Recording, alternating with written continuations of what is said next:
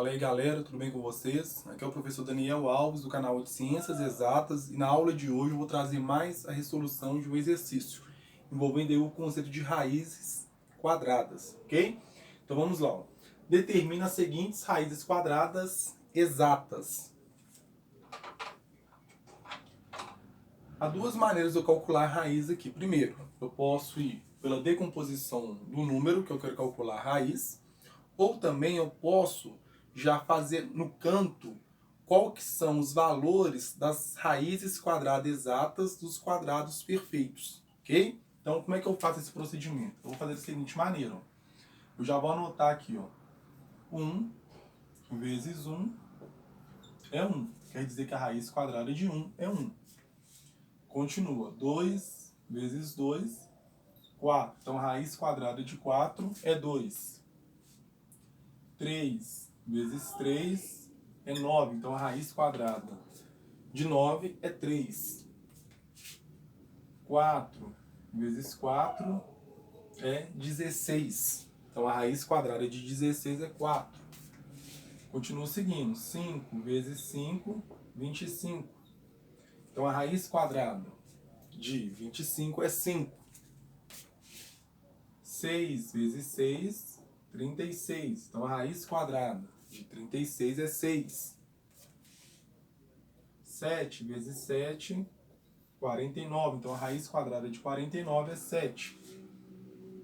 8 vezes 8 é 64. Então, a raiz quadrada de 64 é 8.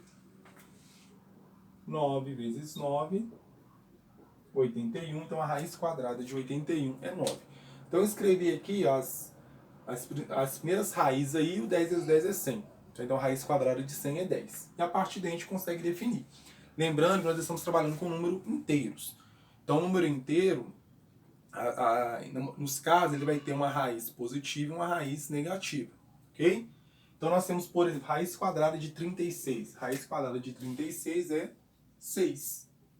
Por quê? Porque 6 vezes 6 é 36. Se eu tiver menos 6 vezes menos 6, multiplicando também vai dar 36. Tá? Mas vamos colocar só o 6 ali. Pode ser o 6 negativo para aquele caso ali também. Por quê? Porque menos 6 vezes menos 6 também dá 36. Tá? Aqui eu quero o oposto da raiz quadrada de 36. Então, o oposto vai ser menos raiz quadrada de 36, 6. Aqui eu tenho raiz quadrada de menos 5 elevado a 2. Então, vamos resolver o que está aqui dentro. Vamos resolver, tem outra maneira de não fazer dessa aqui. Calculando essa potência primeiro. Aqui, como isso aqui é um número negativo e a potência é par, então, logicamente, a resposta vai ser um número positivo. Então, sempre que o seu expoente for um número par e a sua base for positiva ou negativa, independente disso, a resposta sempre vai ser um valor positivo. Então, você tem 5 elevado a 2 é 5 vezes 5. Então, isso aqui vai dar 25. Raiz quadrada de 25 é 5. Raiz quadrada de 32. 32 tem ali ou não? Ó, 5 vezes 5 é 25, 6 vezes 6 é 36. Então, do 25 salta para o 36. Então, a raiz quadrada de 32 é um valor aí 5, alguma coisa. Então, ou seja, a raiz quadrada de 32 ela não é exata. Tá? Então, vou escrever aqui. Ó. Não é exata. Raiz quadrada de 31, mesma coisa, ó, do 25 já vai para 36. Então é um valor que está entre 5 e 6. Então não é exato. Não é um valor exato.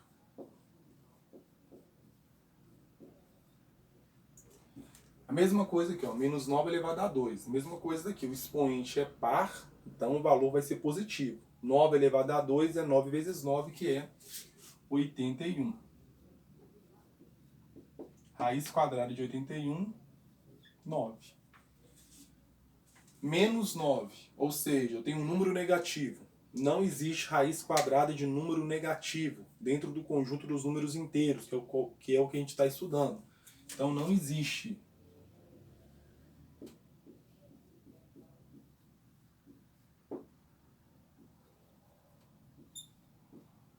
Não existe, ou seja, dentro do conjunto dos números inteiros não tem resultado para isso, tá? Vou especificar o número inteiro, mas na verdade, dentro dos conjuntos dos números reais não tem raiz para número negativo, tá? E aqui eu tenho menos, aí isso aqui é diferente, tá? Ó, o menos está fora da raiz.